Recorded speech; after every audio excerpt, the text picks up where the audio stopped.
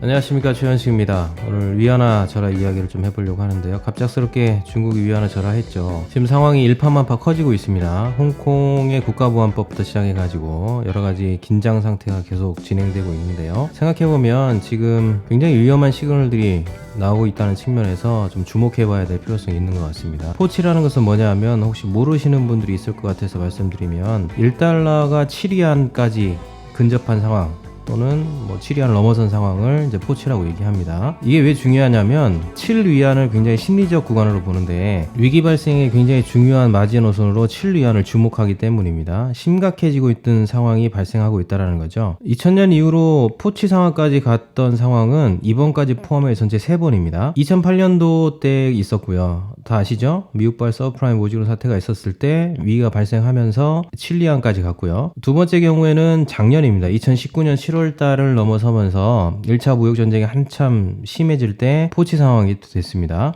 역시 이번에도 포치 상황이 나타났다. 이것들을 보면서 이제 주목하는 건데, 그 이유는 뭐냐면 두 번의 발생 때를 보니까 굉장히 심각했던 상황이지 않습니까? 2008년 수준, 또 1차 무역전쟁 수준. 지금의 포치 상황이 과거의 그 두 번의 수준과 같아지는 위험성이 있는 것이 아니냐라고 지금 시장이 해석하고 있기 때문이죠. 그러니까 어떻게 보면 굉장히 크게 위험 부담을 느낄 만한 상황도 가능하다. 그래서 사람들은 1달러에 7위안이 되는 포치 상황을 주목하고 있는데, 그럼 이제 시장이 이 상황을 어떻게 해석하느냐, 두 가지 관점에서 한번 볼 필요성이 있는데요. 첫째는 지금 1달러가 7위안까지 된 것은 중국의 위기 때문이라고 분석하는 부분이 있습니다. 이게 무슨 얘기냐면 중국의 내부 상황을 얘기하는 건데, 이번에 양회가 끝났지 않습니까? 예전에도 제가 양회에 대해서 미리 말씀드린 적이 있는데 그 틀에서 크게 벗어난 건 없어요. 근데 이제 들여다보니까 역시나 중국 상황이 힘들다라는 것이 표면적으로 드러났던 거죠. 양회에서 보통은 중국의 성장률을 발표합니다. 다 아시죠? 그런데 이번에는 성장률을 발표하지 않았습니다. 왜요?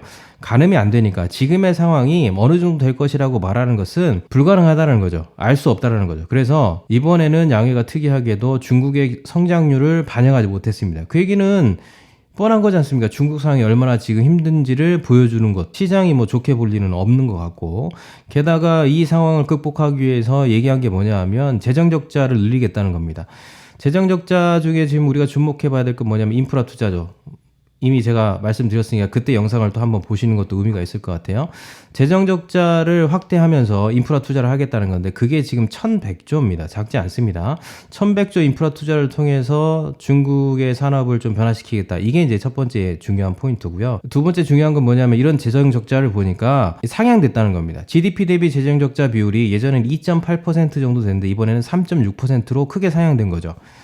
시장에선 보기에는 분명히 중국이 적극적인 정책을 통해서 중국 시장을 살리겠다는 의지처럼 보이지만, 좀 더 이제 양파 까듯이 까서 보면 중국이 지금 중국 내부 상황을 어떻게 보는지도 역시 알 수 있는 부분이니까 우려스럽다고 보는 겁니다. 이 정도 재정 적자면 심각하다, 이렇게 시장이 판단한 거고, 그 부분에 대해서 이제 7위안까지 갈 수밖에 없는 상황이었다라고 해석하거나 분석하는 부분이 첫 번째 부분이고요. 두 번째는 이 7위안이라는 포치 카드가 미국에 대응하고자 하는 카드 아니냐, 이렇게 보는 시각도 있습니다. 다 아시는 것처럼 지금 미국과 중국은 상황이 썩 좋지 않습니다. 미국이 계속 중국을 몰아붙이고 있죠. 이런 상황에서 중국도 가만히 있으면 안 되니까 뭔가 새로운 카드를 꺼놔야 되는데, 말씀드린 것처럼 그렇게 쓸만한 카드들이 별로 없습니다.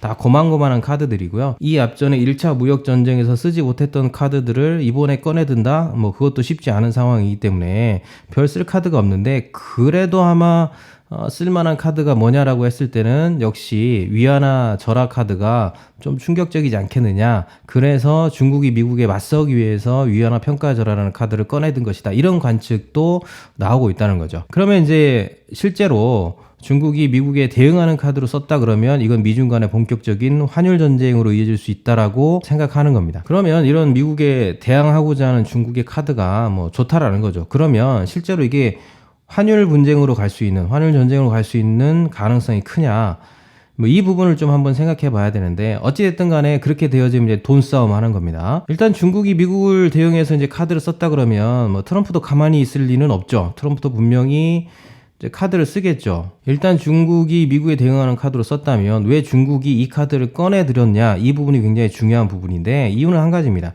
트럼프가 원하는 것은 이제 무역 적자를 해결하는 겁니다. 다 아시는 것처럼 2016년도에 대선 공약으로서 이 카드를 얘기했어요. 그래서 무역 적자를 줄이겠다. 그래서 언제나 무역 적자에 대한 민감한 반응을 보이고 있는데, 중국의 입장에서는 이 카드를 쓰게 되면 그 부분에 충격을 줄 수 있다는 거죠. 대중 무역 적자에 대한 충격. 왜냐하면 중국이 미국에 물건을 싸게 팔 수 있으니까 관세를 무력화시킬 수 있기도 하고, 뭐 여러 가지 계산들을 해볼 때 뭐 충격이 있다라고 생각을 하는 거죠. 그러면 실제적으로 이게 작동을 하면 뭐 실익이 얼마나 되느냐? 대체적으로는 실익이 그렇게 클 거라고 보지 않습니다.